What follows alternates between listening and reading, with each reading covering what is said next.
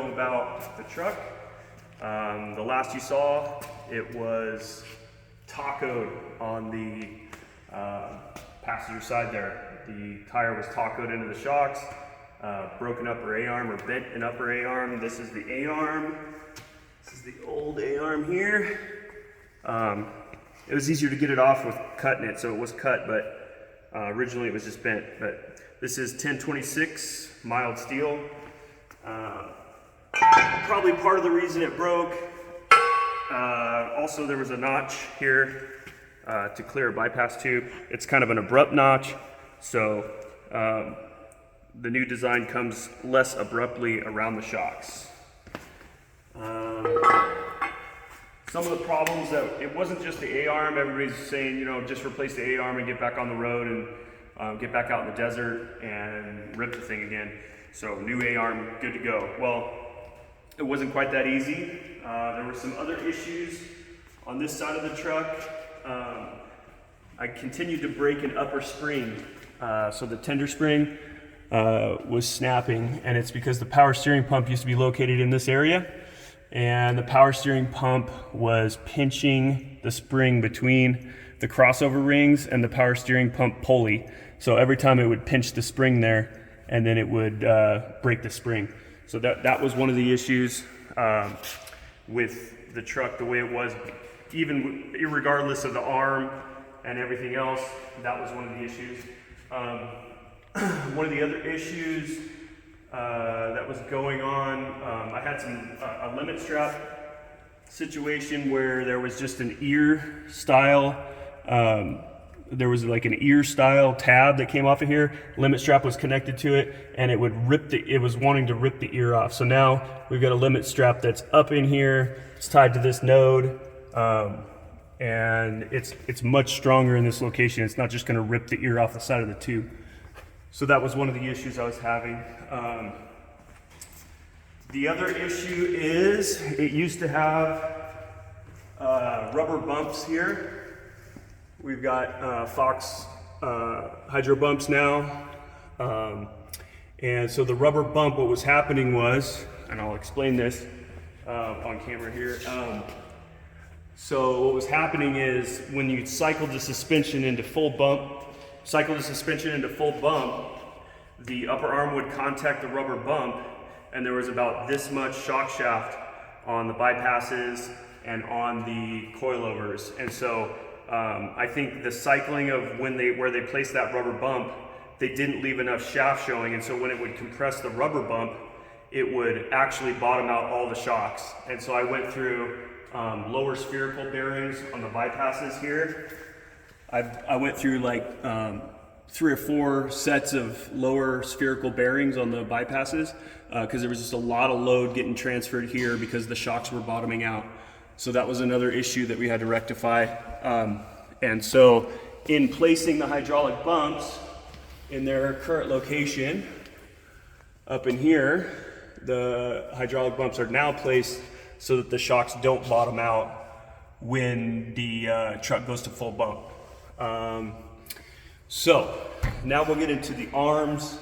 Obviously this arm over here was the arm. This is the arm that bent.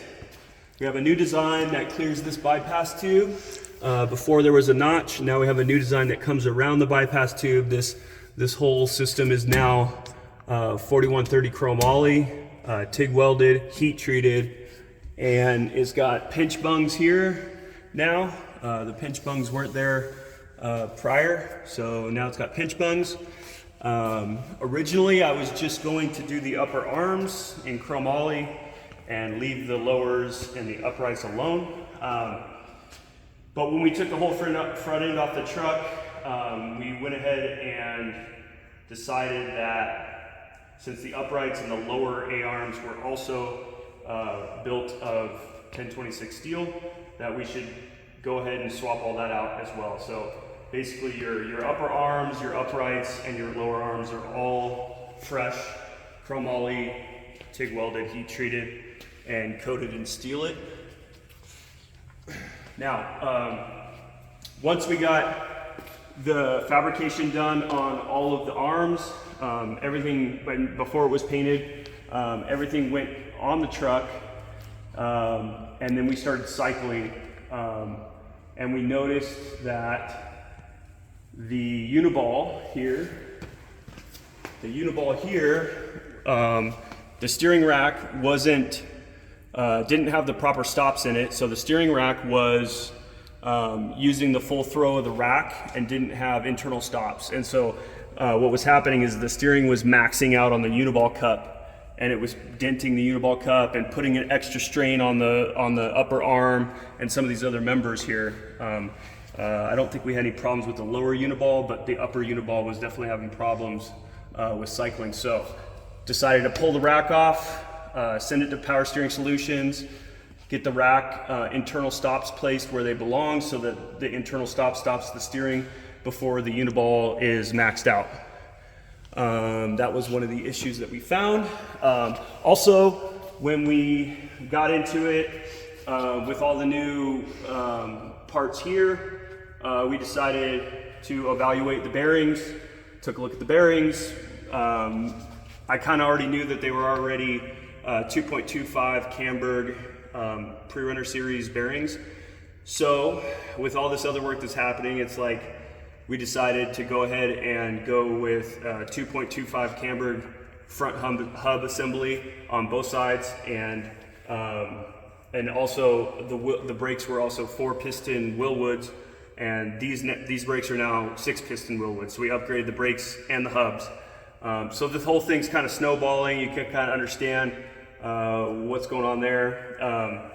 The other snowball is, if you come take a look over here, I've got, after we put the hubs on, the 2.25 or 2.5 Camberg race hubs are now 6 on 6.5 wheel stud pattern, which the original pattern was 5 on 5.5. So now we're at 6 on 6.5, which means my old rims didn't work. So needed to get new rims, went to Innovate and got these nice rims here, worked with Innovate on that. And so I have 6 on 6.5 in the front, and the rear is still the same, the 5 on 5.5, but the rims are the same type. So when the rear gets an upgrade, when the hubs get upgraded in the rear, then we'll go on a 6 on 6.5 in the rear as well. But right now it's 5 on 5.5.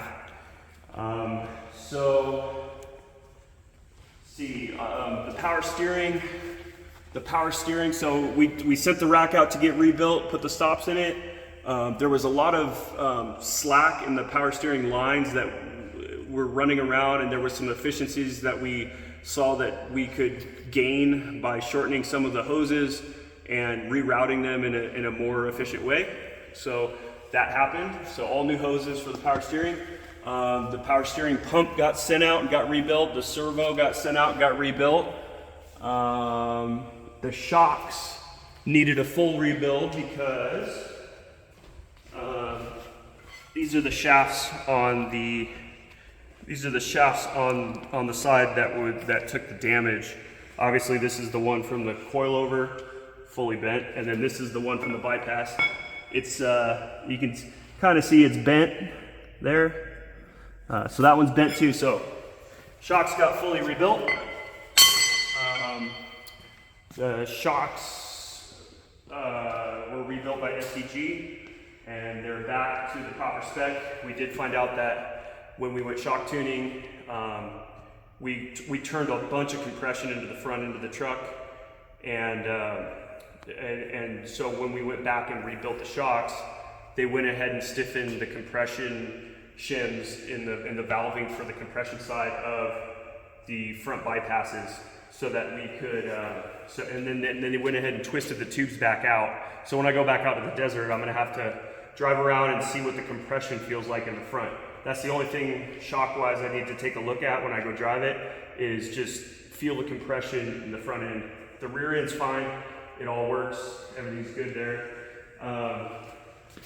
So that's the majority of the issues. I did have also a previous issue was the radiator had a pinhole, and the radiator was leaking into the tray, and so that needed to get replaced as well. So brand new CBR radiator, and so So obviously it was the A-arm situation. You guys all understand that, the top coat A-arm, all that. But when you start to open up the truck and you start to take it apart, and you find these issues like with the steering, you know, maxing out the uniball, with the power steering pump needed to be relocated, fully relocated, so that it doesn't pinch the coilover spring and break it constantly. I think I went through 3 springs on that side. We were all trying to figure it out, and we finally found what the gremlin was. So when you start getting into these things and you see problems, it's better to address the issues and address the problems that you see, other than if you see a problem, it probably should get addressed right away, because if you just take care of the main problem, which was the arm, you're not really solving all your problems. Hopefully on this one, we've gone through it all the way here. I doubt we're at 100%. It's difficult to get to 100%, but we are a lot better off than we were before. Obviously, the hydro bumps are going to make, you know, take a lot of stress off of the chassis in G-outs and jumps. So that's going to help out a lot, the hydro bumps. The other thing that we did was all the front end was grade 8 hardware, and now as you can see, everything's been upgraded to aircraft bolts for all of the fixture points. So these are all aircraft bolts now. So that's another pretty decent major upgrade. I think that's about it. I'm trying to think on the fly here.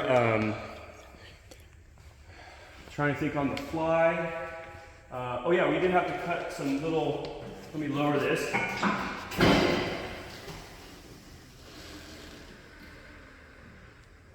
Oh, the truck doesn't want to go down. I'm tired of holding it. You see this?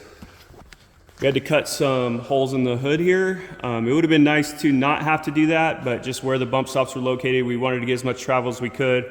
It doesn't look too bad. They're just sticking out a little bit.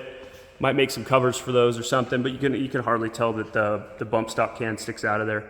So, anyways, I think that's pretty much it. I'm trying to think if there's anything else that needed to get done, but I think that's pretty much it for now. The rims are looking sweet. Bump stops, rebuilt bypasses, all new suspension components. Should be strong as ever. This is your guys' update for the front end of the truck and why it took all summer. So hopefully you guys appreciate this video. It gives you guys some background on what we had to do to get this thing right. So got to get it done right, and glad we did it. Regardless of the time it took and everything that had to get done, it was a lot. So thanks, guys. Time to get this thing loaded up for the 2023 Off-Road Expo.